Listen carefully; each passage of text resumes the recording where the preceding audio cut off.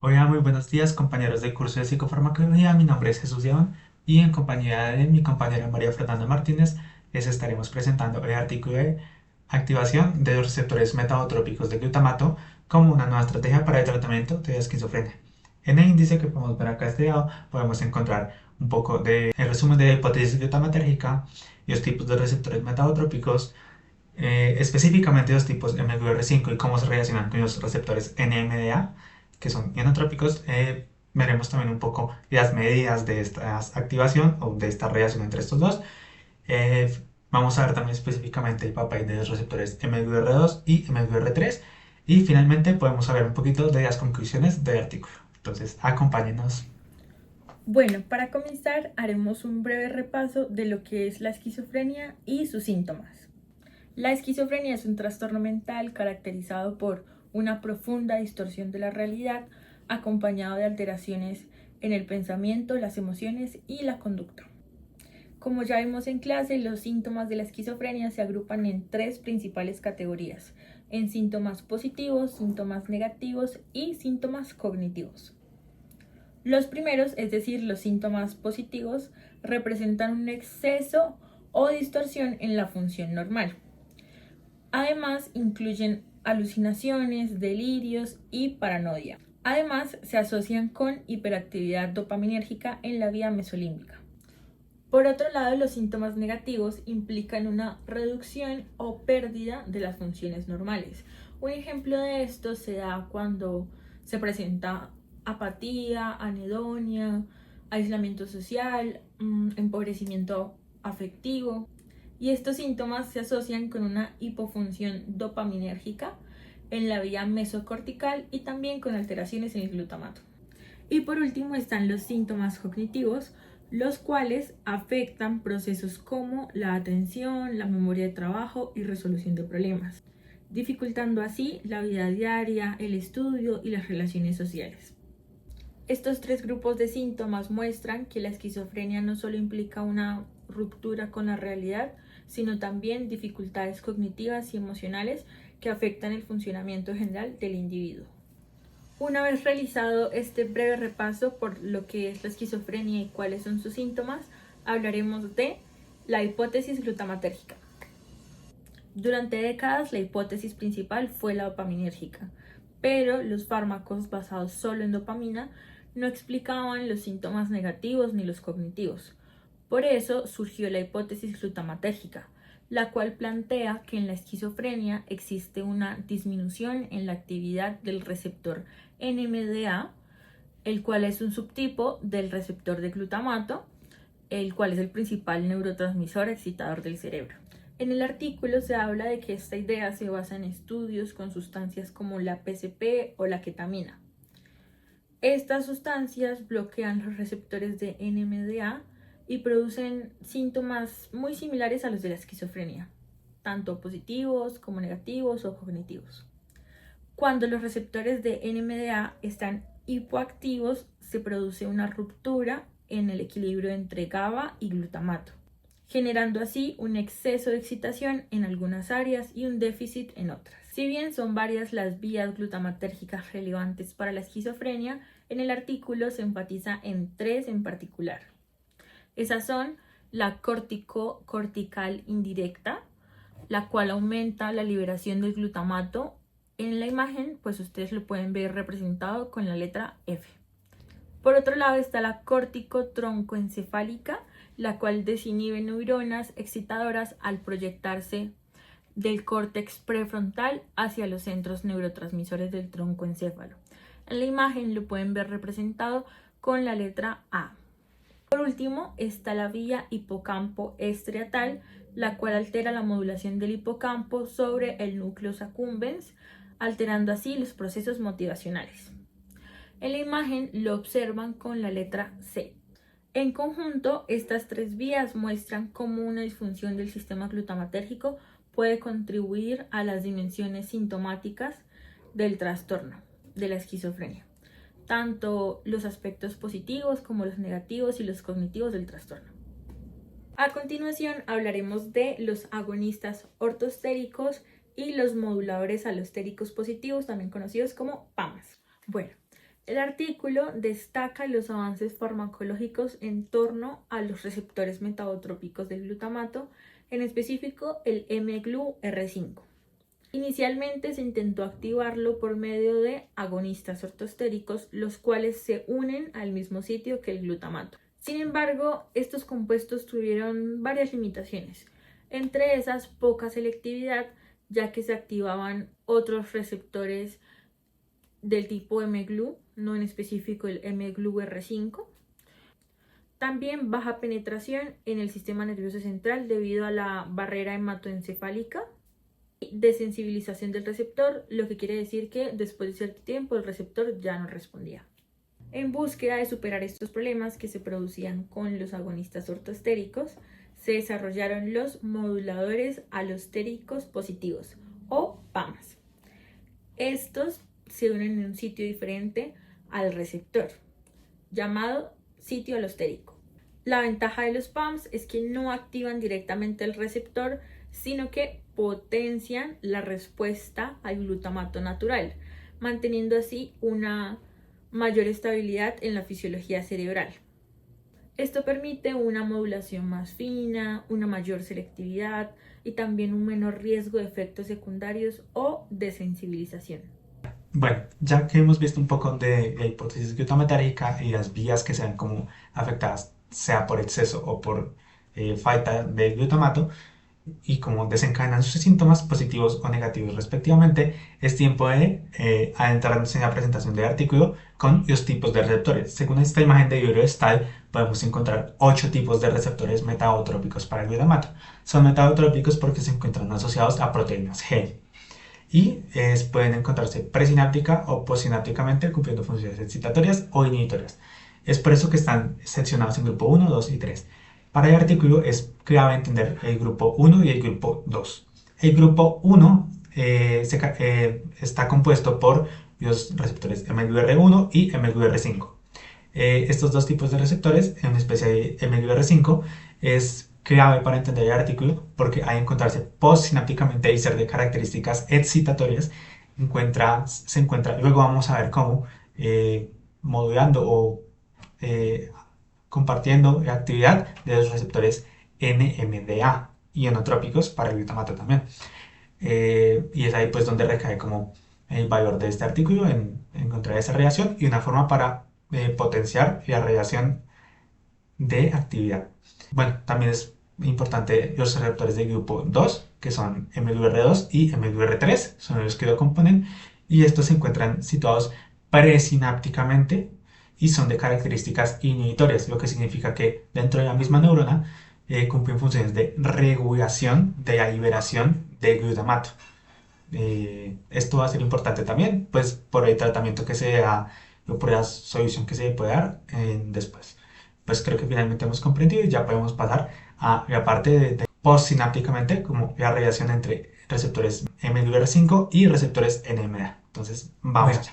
Como ya hemos visto anteriormente, pues la pregunta que nos tendríamos que plantear es de qué manera los receptores NMDA y mGlu-R5 pues interactúan o pues cómo podría influir un receptor metabotrópico dentro de uno ionotrópico. Y pues el artículo de Kohn y en particular una de sus referencias, que es Marino 2002, nos presenta esta imagen. Dentro de esta imagen podemos ver arriba de la neurona presináptica, abajo de la neurona postsináptica. Arriba ya se encuentra liberando glutamato y abajo, dentro de la neurona postsináptica, encontramos tipos de receptores. Encontramos todos los receptores ionotrópicos. Encontramos NMDA, AMPA y kainato. Hagamos énfasis en el NMDA y en el receptor mGlu-R5, pues postsináptico y excitatorio, que también se encuentra ahí. En este lado podemos encontrar el NMDA, en este otro el mGlu-R5. Y pues proponen que hay una cadena o una vía de 4 proteínas que los conectan. Está la proteína PDS90, de este lado, en NMDA está la proteína PDS95, la proteína GCAP, la proteína SHANK, la proteína Homer y finalmente al otro lado de la vía o pues de la relación encontramos a los receptores mGlu-R5. ¿Esto qué nos sugiere? Nos sugiere que pues hay una vía física de interacción entre los dos receptores mediante las proteínas. ¿Esto qué permitiría? Permitiría una comunicación entre los dos tipos de receptores y también podría sugerir que en la activación de los receptores MQR5 podría llevar a una activación también de los receptores NMDA, que como vemos en la hipótesis glutamatérgica de la esquizofrenia, se encuentran hipofuncionando.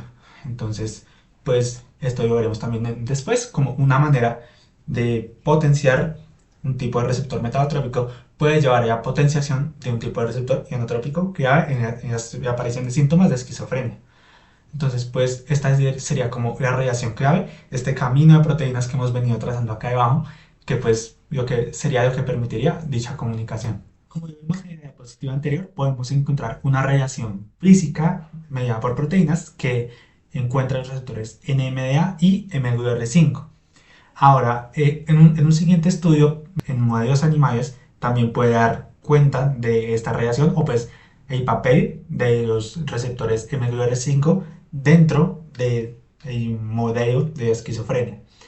Dentro del artículo de Kohn menciona evidencia con modelos animales y en una de sus referencias, que es Brody 2004, podemos encontrar esta gráfica. Esta gráfica lo que nos presenta es que en la parte de A y B son simplemente dos cepas de ratones diferentes con los que se trabajó el experimento. El experimento se trató de la PPI, o la inhibición prepulso de la respuesta de sobresalto. Para que podamos entender tanto la gráfica A como la gráfica B, podemos encontrar tres diferentes intensidades de pulso, como que eran aplicadas a los sujetos, a los ratones. Entonces estaban en 68, 73 y 77 decibelios respectivamente. Como podemos ver en los indicadores de arriba, la parte negra o las barritas negras, también marcadas con la KO, se refieren a los ratones que se les retiraron los receptores MQR5 y los blancos suponen el grupo control. Los dos son de la misma cepa de ratones, también como para la validez de experimento. Lo que nos sugieren estas gráficas es que tanto arriba como abajo en las dos cepas y en las diferentes tres intensidades aplicadas en la gráfica más grande, podemos ver que los ratones del grupo control, si lo podemos llamar así, tienen medias mucho más altas en la respuesta en la inhibición de la respuesta prepulso de sobresalto.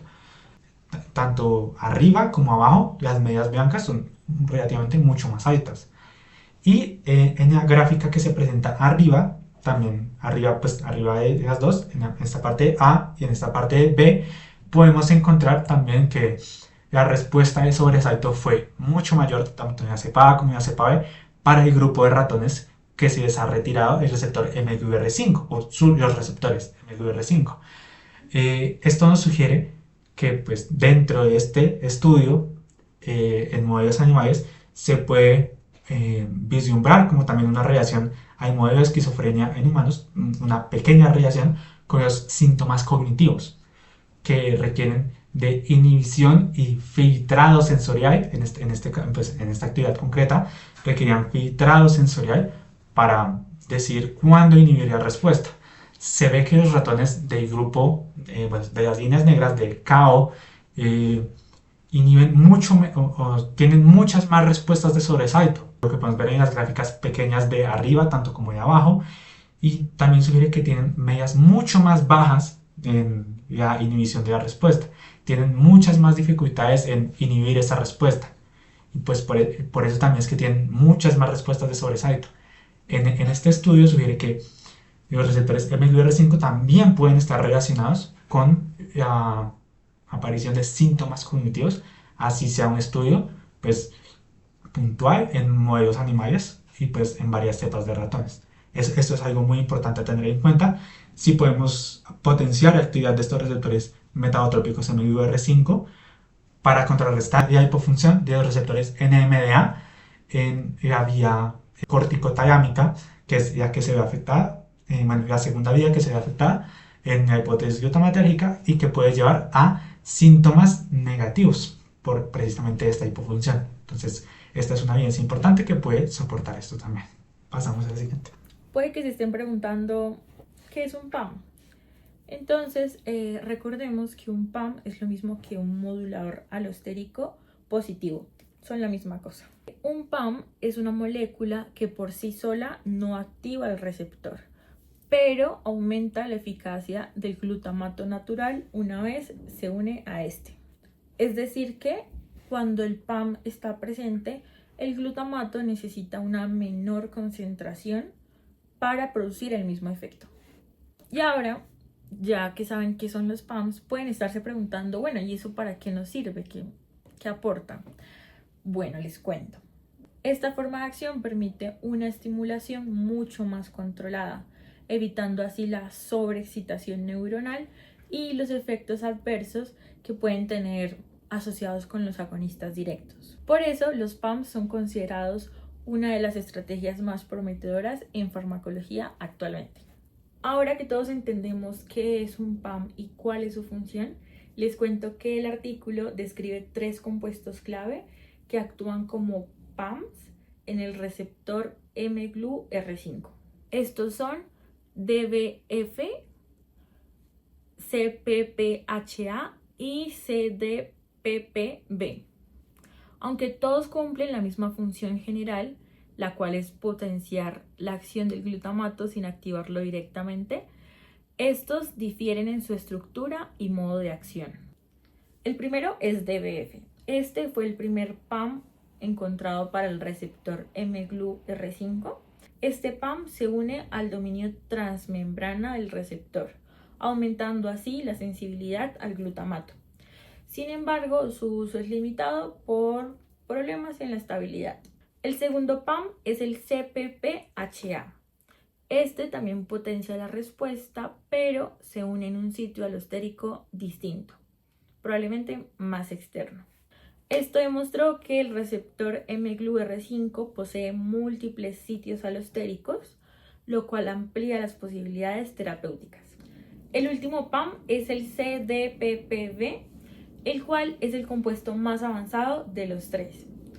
Se caracteriza por ser más selectivo, más estable, además tiene mayor eficacia al momento de atravesar la barrera hematoencefálica. También ha demostrado efectos antipsicóticos en modelos animales, sobre todo en síntomas negativos y cognitivos. En conjunto, estos 3 compuestos evidencian que modular el glutamato sin sobreexcitarlo puede equilibrar la función neuronal y reducir los síntomas de la esquizofrenia. Como ya habíamos visto anteriormente, pues un poco ya sabemos qué son los PAMs o moduladores allostéricos positivos, en este caso para receptores metabotrópicos mGlu-R5, tienen una medida de pues, su efectividad. Sí, en la gráfica de mi izquierda podemos encontrar pues, los 2 primeros PAMs, que son el DFB y el CPPHA. En esta gráfica o en esta medida lo que podemos ver es en el eje X podemos ver el tiempo y en el eje Y podemos ver una indicación de actividad medida con ¿cómo es? En entrada de calcio al medio intracelular, también podemos ver así. Pero lo importante de esta gráfica es que tenemos 3 líneas: roja, verde y azul. Y azul, rotulada como S20, se refiere al Effective Concentration 20, o pues sí, de actividad glutamatérgica base. Y la roja, que se encuentra mucho más alta, es la actividad glutamatérgica pues como top o al máximo de que podría tenerse.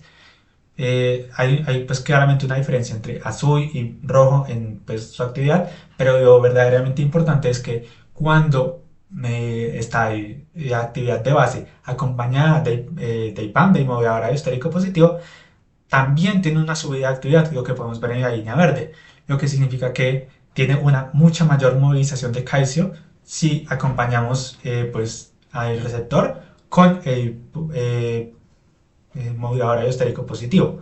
En este caso lo podemos ver que pues, es ligeramente inferior a la actividad máxima, de concentración máxima. En esta segunda imagen, como también podemos ver, una evidencia a favor de la S50, pues la concentración efectiva, podemos ver en esta gráfica 2 cosas. En el eje X es la medida del agonista ortostérico que está siendo usado para estimular el receptor mGlu-R5. Y las líneas punteadas podemos ver es como la línea negra es como la actividad de base del receptor y la línea roja la actividad del receptor en compañía de IPAM, de modulador estérico positivo. Y lo que nos sugiere que necesita mucha menos, necesita mucha menos cantidad de la sustancia para que sus niveles de activación sean equiparables a la línea negra. Entonces, cuando se mueve hacia la izquierda, lo que significa es que los PAMs hacen que los receptores mGluR5 sean más receptivos a las sustancias. En este caso hay un agonista ortostérico que está siendo usado, pues agonista porque simula la actividad de un neurotransmisor y ortostérico porque se sitúa en el mismo lugar donde se sitúa el neurotransmisor. Entonces lo que significa es que en compañía de IPAM también aumenta la receptividad de los receptores mGluR5, lo que también sería muy bueno para el tratamiento de la esquizofrenia. Ahora hablaremos de los receptores mGluR2 y mGluR3, los cuales pertenecen al grupo 2. El artículo también analiza los receptores mGluR2 y mGluR3, los cuales pertenecen al grupo 2. A diferencia de mGluR5, estos receptores actúan principalmente a nivel presináptico, donde inhiben la liberación de glutamato, ayudando a mantener la estabilidad del sistema excitador del cerebro. Se han estudiado agonistas como LY354-740 y LY379-268, los cuales han mostrado efectos antipsicóticos en modelos animales. Estos redujeron la hiperlocomoción y el déficit por filtrado sensorial inducido por sustancias como PCP. Además, fueron bien tolerados y no generaron efectos motores. Sin embargo, con el uso repetitivo se observó tolerancia, sobre todo en los agonistas más selectivos de mGluR2, lo cual reduce su eficacia clínica. Por eso se desarrolló VINA. VINA es un PAM de mGluR2 que potencia la acción de glutamato sin causar esa tolerancia, mostrando efectos sostenidos y estables. Ya como hemos terminado viendo los receptores del segundo grupo, podemos pasar a las conclusiones. Y lo que nos dicen las conclusiones es que, en primer lugar, los receptores metabotrópicos de glutamato del grupo 1 y 2 representan como una nueva estrategia para abordar y aportar en la comprensión de los síntomas de esquizofrenia a través de las diferentes evidencias que pues ya hemos visto antes, pero también aparte de permitirnos comprender los síntomas de esquizofrenia desde este tipo de receptores, nos permite una vía, una alternativa para el tratamiento a través de los PAMs, para la estimulación de estos tipos de receptores que pueda finalmente poder llevar a mejoras en la calidad de vida de las personas que tienen esquizofrenia. Ese podría ser como la primera conclusión. La segunda conclusión que podemos obtener de este artículo puede ser que el estudio en modelos animales ha sido muy valioso para encontrar o modular algunos de los síntomas de la esquizofrenia, de grande esquizofrenia. Podemos encontrar algunos de los síntomas y alguna evidencia que nos permita comprender mejor los circuitos o las vías implicadas. En este caso, pues, los receptores mGluR5 y en particular el estudio de Brody nos muestra mucha luz sobre esto y sobre todo en la comprensión de síntomas cognitivos y positivos. Esta puede ser como la segunda conclusión que sacamos del artículo. Y para terminar las conclusiones, les dejo con mi compañera María Fernanda. Entonces, pues, hasta luego. Además, los hallazgos que presenta el artículo suponen un gran avance conceptual en la forma de modular los receptores acoplados a la proteína G, el cual es un tipo de receptor que interviene en la comunicación entre neuronas y que hasta ahora no había sido tan explorado en relación con la esquizofrenia. Esta nueva forma de modulación podría ofrecer rutas terapéuticas más precisas y menos limitadas en comparación con las que dependen únicamente de la dopamina. Por ahora, el reto hacia el futuro será comprobar si estos mecanismos tienen un impacto real en los síntomas clínicos, sobre todo en los negativos y los cognitivos, y profundizar en cómo los receptores del grupo 2 de glutamato interactúan con los receptores NMDA para seguir entendiendo los procesos neuroquímicos que implican el trastorno.